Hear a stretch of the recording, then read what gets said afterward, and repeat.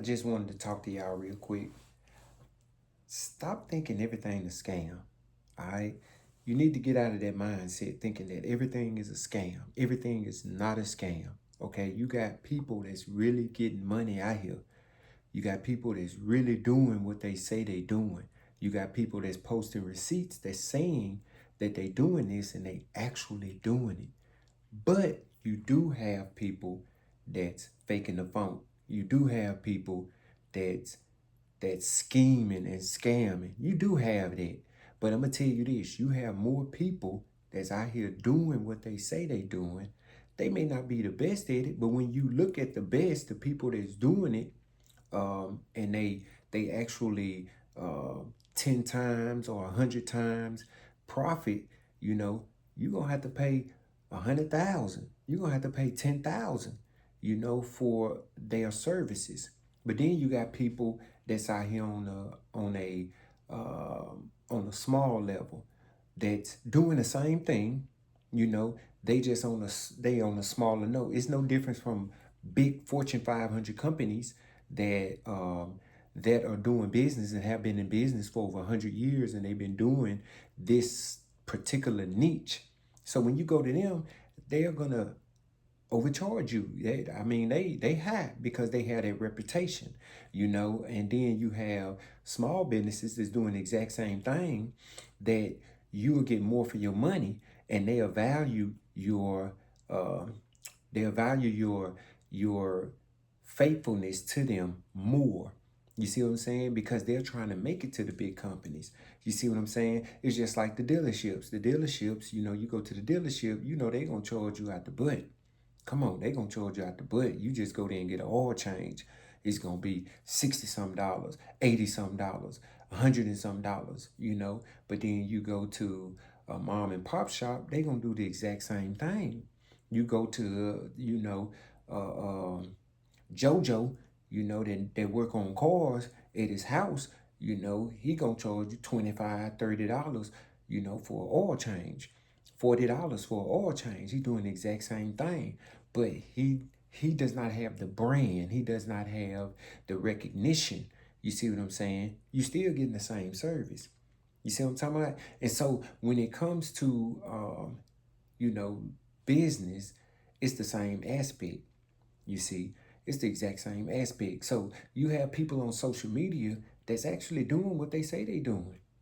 You got people that's actually helping people. You got people that's actually doing stuff, you know, to make money. They monetizing it. You got a bunch of people that's posting a bunch of stuff for likes, for you just hitting them up in the DM and they getting right back at you. Go, thank you for the message, and they not monetizing it.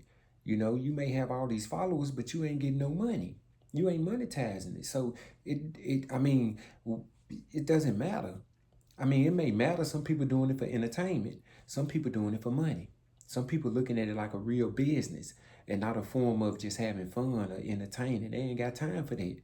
They trying to get out of them 9 to 5s. They tired of working for people.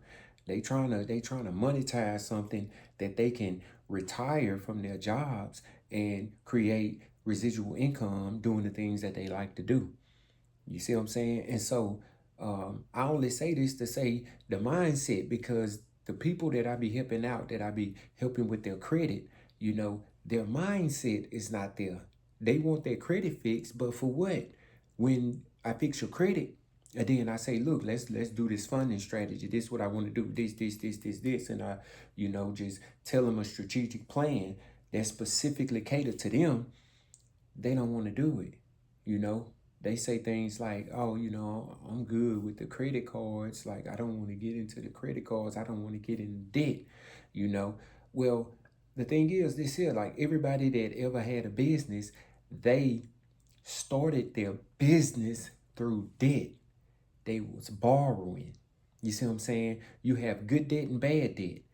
You can borrow money, invest it into your business or whatever you're trying to do, and you can make money and you can pay that debt back. And now everything that you're making is to the good. You see what I'm saying? Or you trying to invest your own money, or you don't even want to invest no money. You just want to clean up your credit and then go back to working a 9 to 5 and just continue life as normal. with a good credit score. You know, if that's what you want to do, cool. But it's like, why? You know, you might as well just maintain a working job with bad credit. I mean, what's the point? You ain't never gonna borrow no money.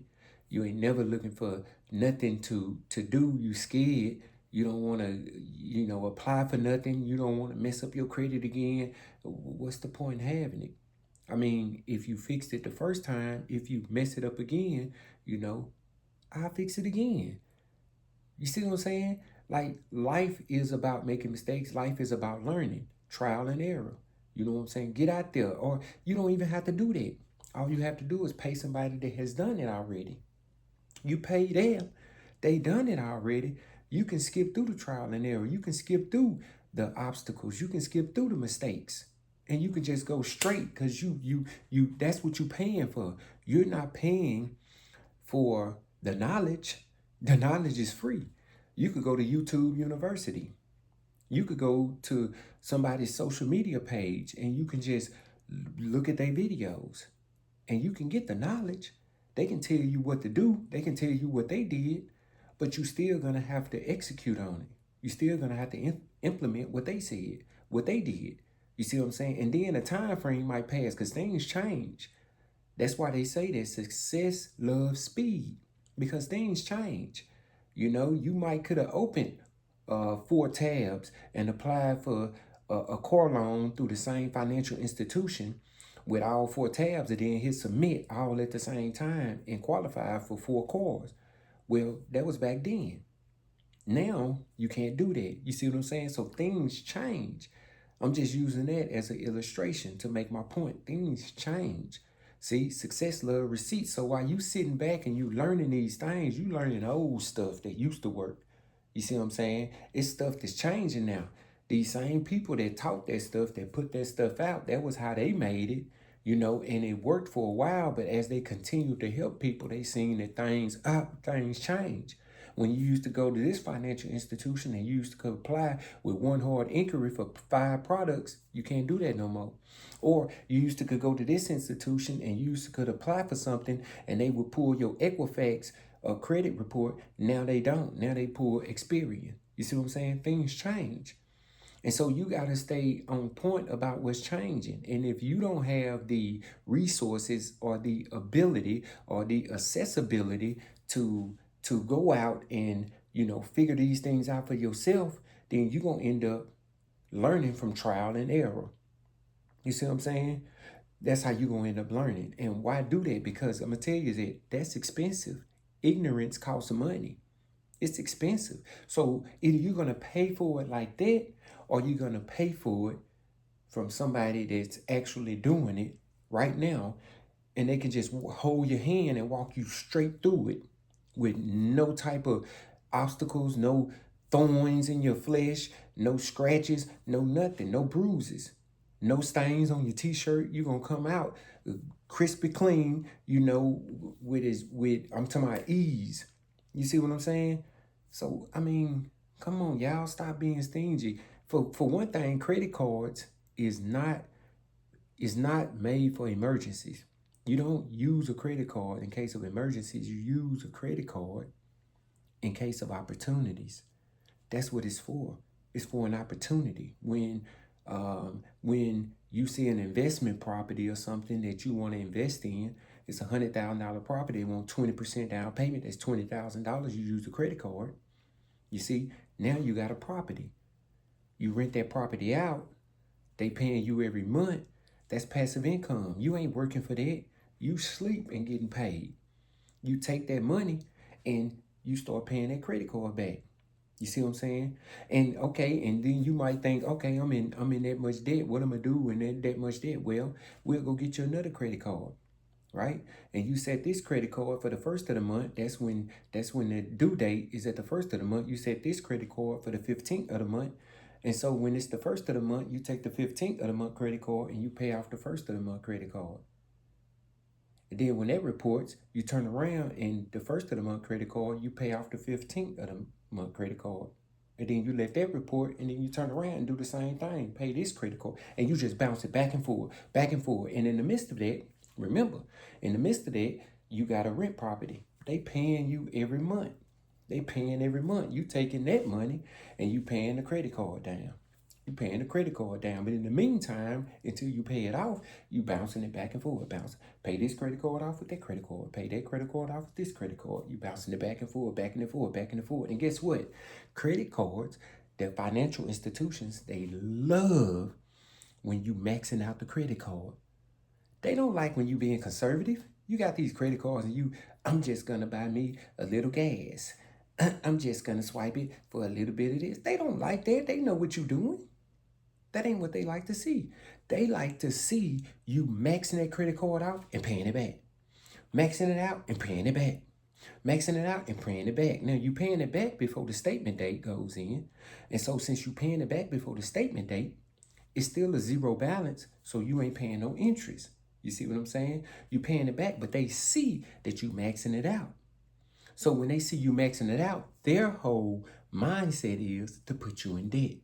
So if you maxing out this credit card, they saying he's handling this $5,000 credit card. Let's increase it to $7,000. And so they pop $7,000 credit line increase. You max it out, you pay it off. Boom. You max it out, pop, you pay it off. You do that for 3 months. They see that he doing that. He handling that 7,000.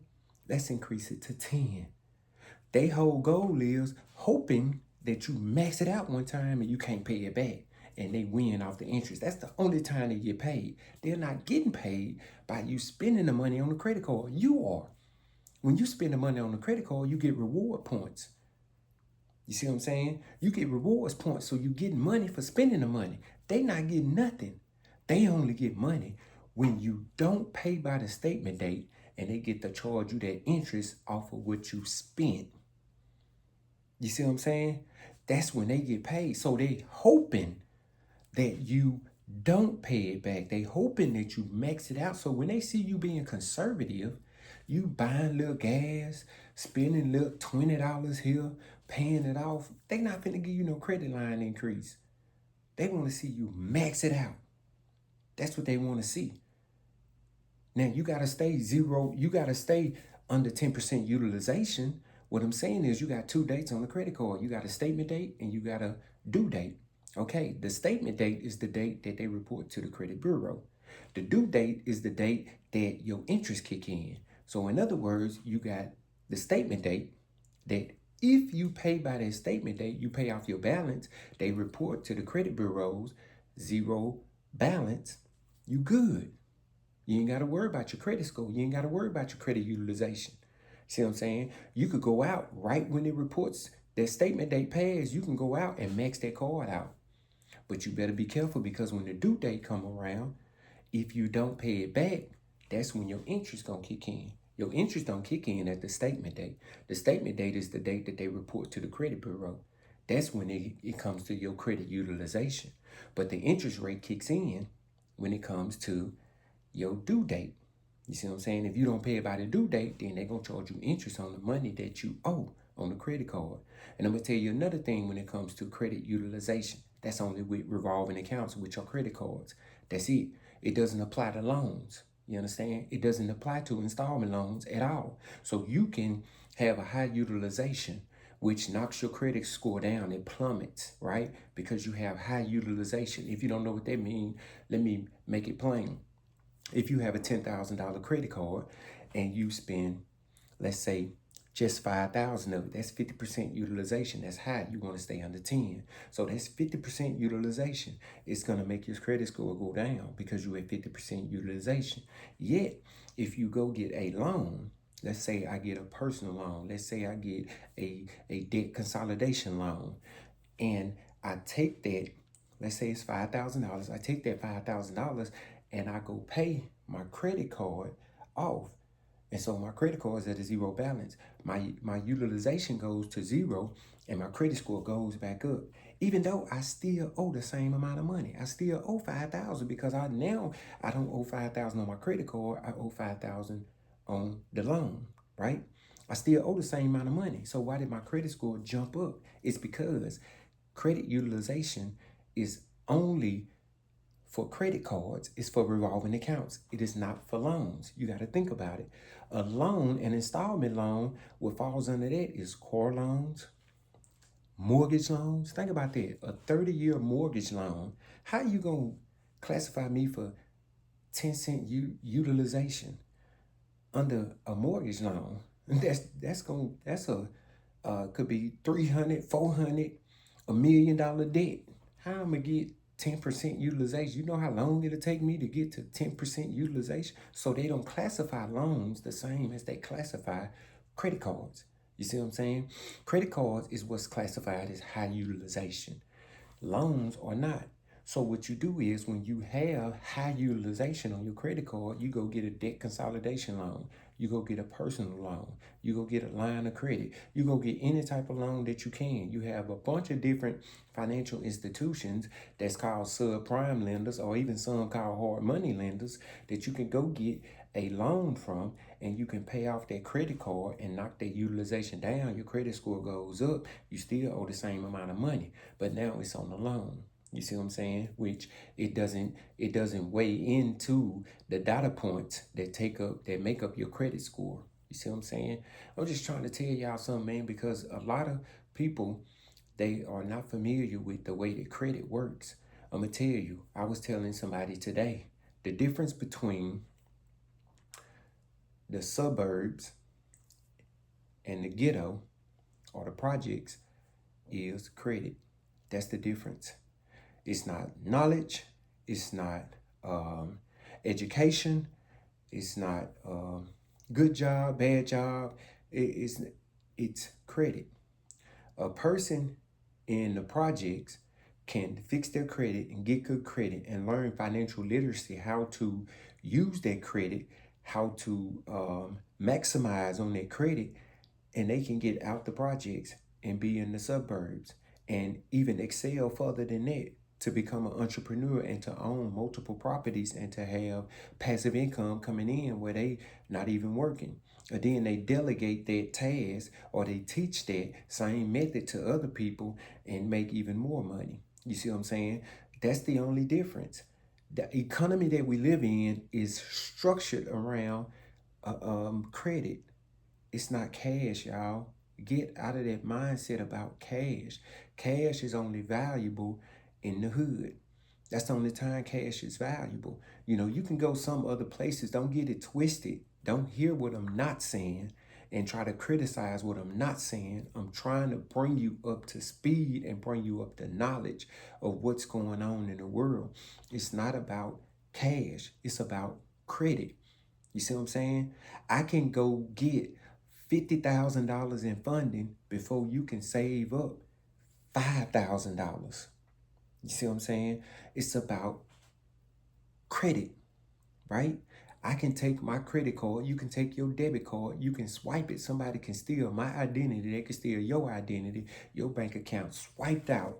They done took everything that you own in a matter of seconds with this AI and this new information generation we living in. They can swipe you out within seconds. And my credit card, it don't matter if they take everything on it and put it at a zero balance. I call the credit card company, tell them that this happened. They ain't gonna even ask no questions. They gonna freeze that card. They gonna investigate it, and at the same time, they gonna send me a new card. Let me have a virtual card that's already on my phone immediately, and they gonna refund the money into my account, so it'll go right back to 50,000, just like that.